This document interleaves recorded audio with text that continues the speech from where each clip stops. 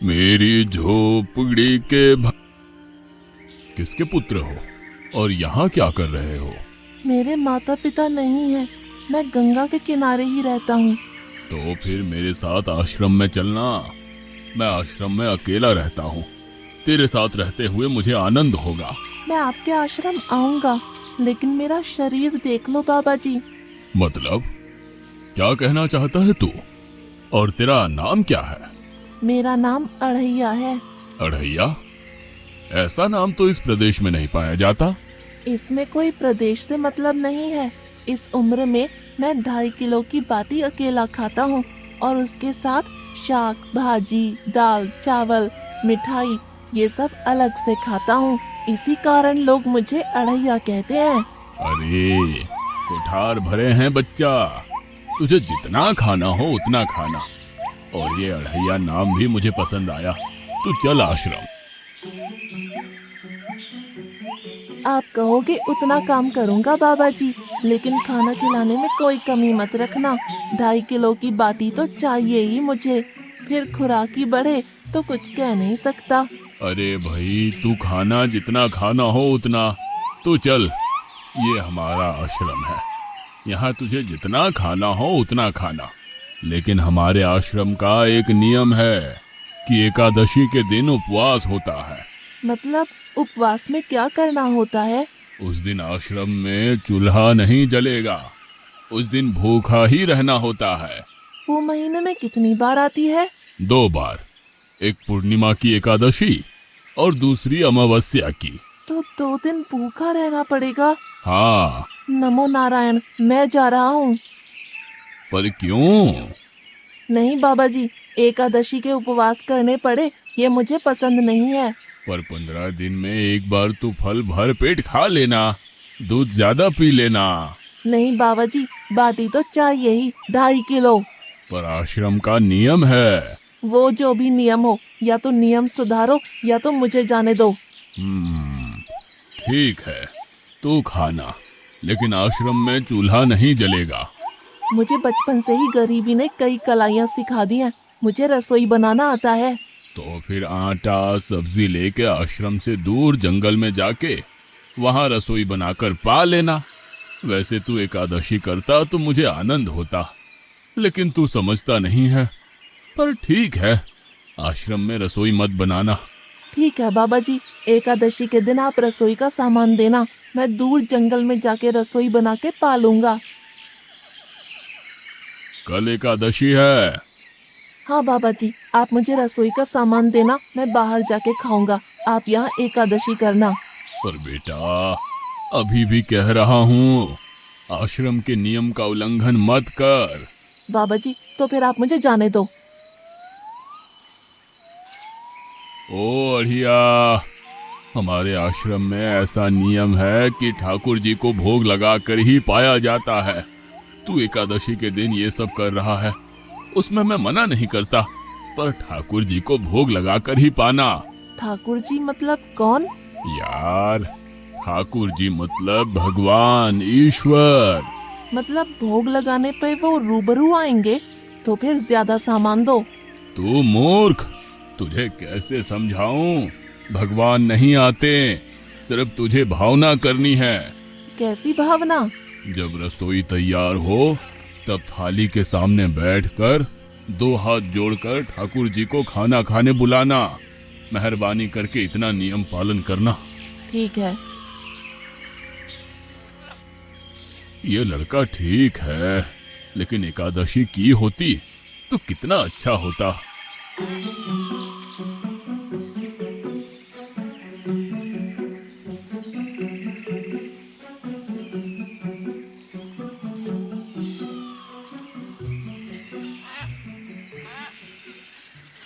गुरुदेव के ठाकुर, आप खाना खा लो। स्वामी, भोजन तैयार है, आप कहाँ जा रहे हैं? मेरा एक भक्त मुझे बुला रहा है, मैं अभी आया। गुरुदेव के ठाकुर, आप खाना खा लो।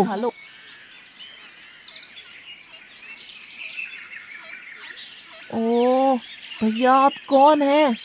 गुरुजी का ठाकुर हूँ। गुरुजी के ठाकुर? बाबा जी तो कहते थे ठाकुर जी नहीं आते और आप आए। बाबा जी ने मुझे ठगा और आपने भी ठाकुर। कुछ तो मर्यादा रखो ठाकुर, तुरंत दूसरे की बनाई रसोई पे टपक पड़े।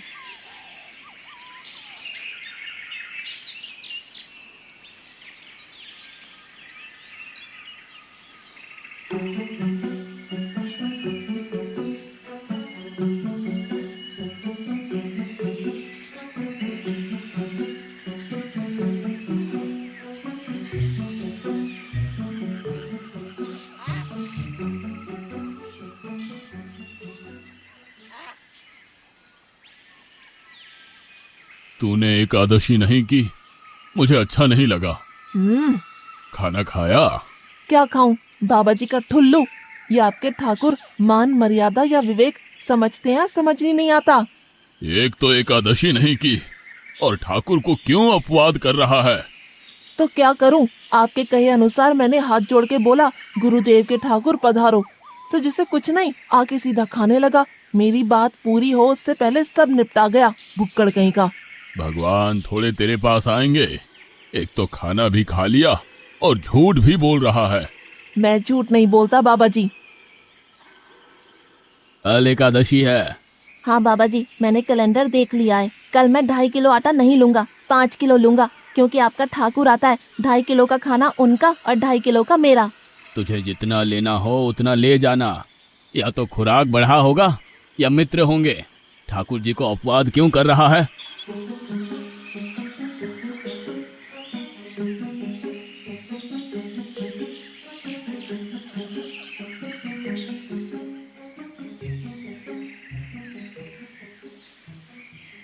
गुरुदेव के ठाकुर अब खाना खा लो। अकेले अकेले कहाँ जा रहे हो स्वामी? मेरा एक भक्त मुझे भोजन के लिए बुला रहा है। तो फिर मुझे भी साथ ले चलिए। पर जानकी, वहाँ पर 2 लोगों के लिए भोजन की व्यवस्था नहीं है। कोई बात नहीं, जितना भी होगा हम आधा आधा बांट लेंगे। चलो, वो लड़का कुछ भी बोले उनकी तरफ ध्यान मत देना।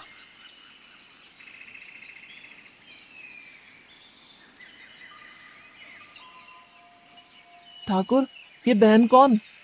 वो मुझे बहन कहता है। जानकी चुप रहो, भोजन पाने लगो। ठाकुर, ये है कौन? ये मेरी पत्नी है। तो आप शादीशुदा है? पहले बोलते होते। अकल है कि नहीं? खाओ खाओ।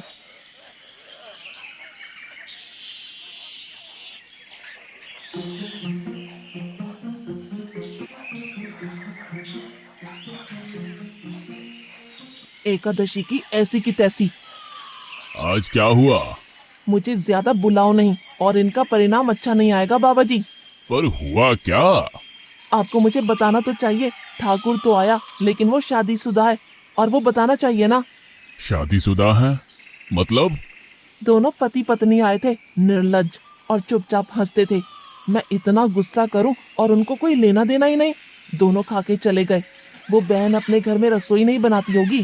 क्या बकवास कर रहा है? तुझे क्या हो रहा है? ठाकुर तेरे पास थोड़ी ना आएंगे। कल एकादशी है। हाँ, मैंने कैलेंडर पहले ही देख लिया। आज मैं 5 किलो आटा नहीं लूंगा, 7.5 किलो आटा लूंगा। 2 लोग वो और एक मैं। तुझे जितना ले जाना हो उतना राशन ले जाना। मैं कब मना कर रहा हूँ, पर तू झूठा नाटक मत कर।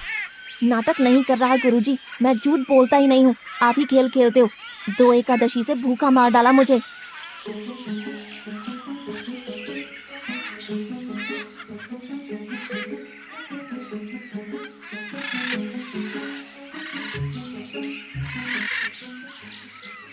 गुरुदेव के ठाकुर अब खाना खा लो। आप दोनों अकेले अकेले कहाँ जा रहे हैं? मैंने रात दिन आपकी सेवा की है और भंडारा खाने अकेले जाओगे? लक्ष्मण, तेरा स्वभाव बहुत गर्म है और वो लड़का कुछ भी बोले पर तुम उसे कुछ भी नहीं बोलोगे। नहीं बोलूंगा। गुरुदेव के ठाकुर अब खाना खा लो। ओ भैया, ये दूसरा भैया कौन है? वो मेरा छोटा भाई है। आप मुझे बताएंगे कि आपके घर में संख्या कितनी है? मुझे राशन का तो पता चले। भैया, ये इतना गुस्सा कर रहा है। लक्ष्मण, चुप रहो, भोजन में ध्यान दो।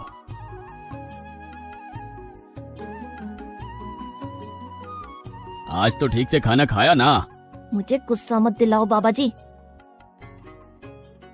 पता नहीं इस बच्चे की क्या समस्या है। कल एकादशी है। हाँ बाबा जी, मैंने कैलेंडर में देख लिया है। आज मैं 10 किलो आटा लूंगा। 10 नहीं 20 किलो राशन ले जा, लेकिन तू झूठ बोल के ठाकुर को अपवाद मत कर। आप मेरी बात कभी नहीं मानोगे, मैं झूठ नहीं बोलता।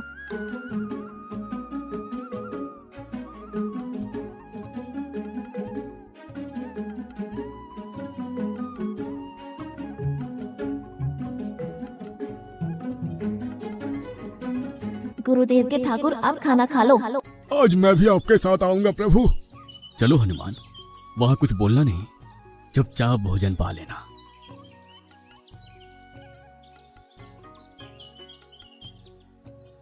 गुरुदेव के ठाकुर, आप खाना खा लो।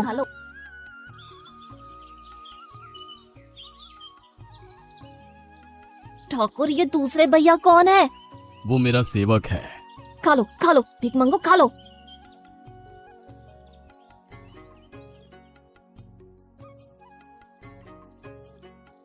कल एकादशी है।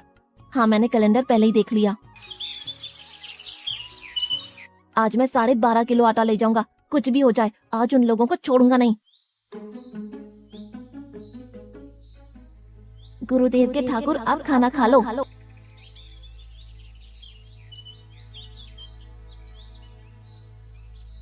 अड़ैया, आज तो तूने कुछ बनाया ही नहीं है।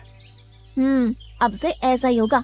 आपके भैया को बोलो लकड़ियाँ काट के लाए, और इस पवन पुत्र को बोलो आग जलाए। आपकी पत्नी को बोलो रसोई बनाए। आप उन्हें मदद करो, और भोजन तैयार हो तब मेरी थाली अलग करके फिर अपना पाना। मैं वहाँ बैठा हूँ। अड़ैया, तेरी बनाई हुई रसोई तो हम पिछली 4 एकादशी से पा रहे हैं, लेकिन आज हम तुझे खिलाएंगे। हनुमान, तुम लक्ष्मण को साथ ले जाकर लकड़ियां काट के ले आओ।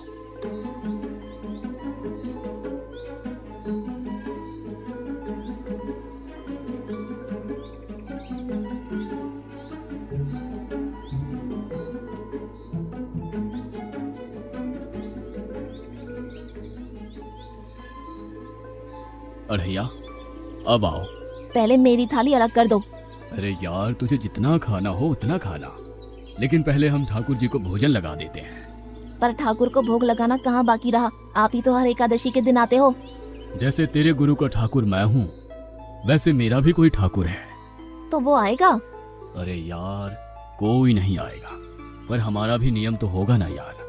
तो जल्दी करो। हे अखिल ब्रह्मांड के ठाकुर, आप पधारो पधारो।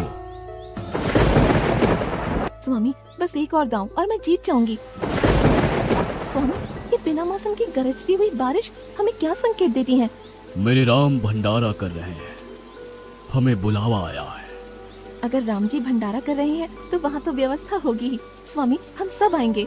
हाँ पार्वती, जाओ कीर्तिमुख, मेरे सभी गणों को बुलावा भेजो। जो नहीं आएगा उसे मैं अपना नहीं मानूंगा।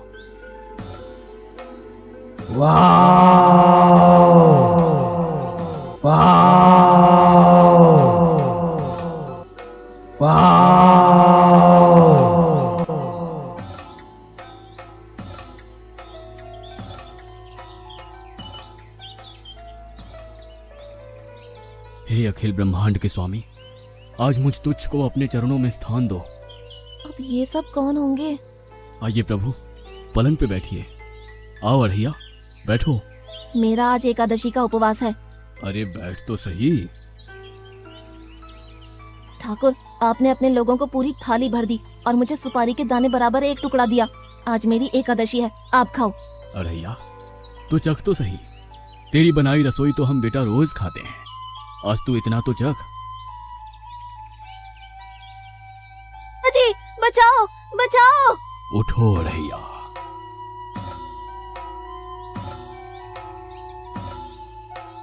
हे असंख्य जीवों के मालिक, मुझे माफ कर दो। मैंने आपको बहुत भला बुरा कहा, मैं आपको जान नहीं पाया। नहीं अड़ैया, तुम नेक हालस्ता से मुझे बुलाते थे, तभी तो मैं तुम्हारे पास आता था, और तुम्हारे सभी बंधनों को काटना मेरी जिम्मेदारी थी। जाओ, अब नई जिंदगी की शुरुआत करो।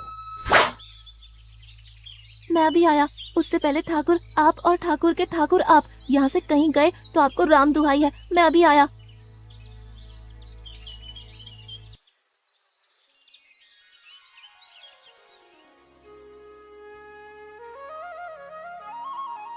बाबा जी, कितने सालों से ठाकुर मंदिर में विराजे हैं?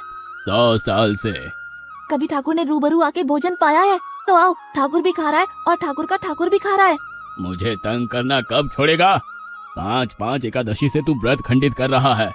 बाबा जी, मैं झूठ नहीं बोल रहा, आप मौका ना चूकें बाबा जी, आओ और देखो।